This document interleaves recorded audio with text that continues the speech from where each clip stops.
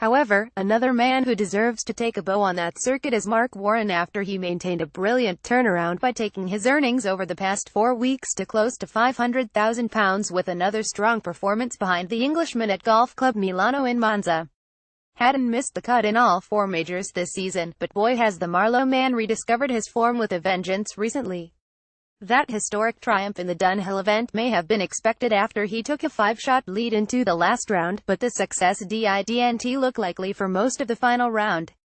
It was secured thanks to a devastating burst of 5 birdies in the last 7 holes, capped with a 15-footer at the last, as Hatton, who celebrated his 26th birthday on Saturday, stormed home in 30 for a closing 65 and a 21 under par 263 total. For the second week running, he denied compatriot Ross Fisher. A week after signing off with a Corsair record 61 at St Andrews, he carded a 63 on this occasion but had to be content with second once more, sharing that position with Kiradeke Fabarenret after the tie also finished strongly with a 65. "I can't believe I have won again," admitted Hatton after picking up a check for around £880,000 for winning the European Tour's latest Rolex Series event, jumping to 5th in the race to Dubai in the process and also securing a place back in the world's top 20. "I'm not sure how far back I was going into the back 9, but I knew I needed plenty of birdies and was very fortunate that I hold a few putts coming in. On the front 9, I was fighting myself, trying to stay patient."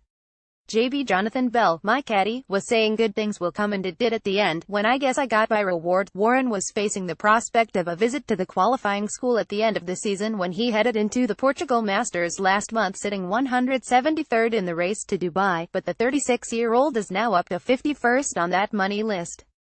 He finished joint 10th behind Hatton after signing off with a 66 for a 16 under par total, having kick-started a season hampered by a serious shoulder injury by finishing second in Portugal, then backing that up with a top 15 in the British Masters before claiming 5th spot behind Hatton in the Dunhill Links.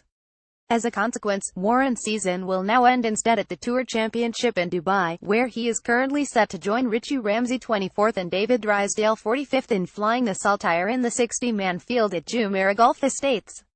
Having played 7 events on the spin, Warren has decided to skip this week's Andalusia Valderrama Masters, giving him a chance to spend a bit time at home with wife Laura and their new arrival, a baby daughter, before seeing if he can maintain that hot run of form and perhaps even beat his career-best 25th in the race to Dubai in 2015. "It is very exciting," said Warren of what lies ahead compared to what might have been the case.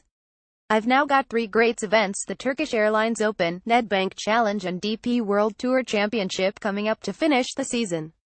A few weeks ago I was nowhere near getting in these events, so to pretty much confirm all 3 was a good bonus going into 2 weeks off." Warren earned just over £90,000 for this latest encouraging effort, with Drysdale, who also closed with a 66 for a share of 26th spot, picking up £51,000 to add to the £215,000 he pocketed in another Rolex Series event, the Irish Open, earlier in the year. Ramsey won £32,252 for joint 40th.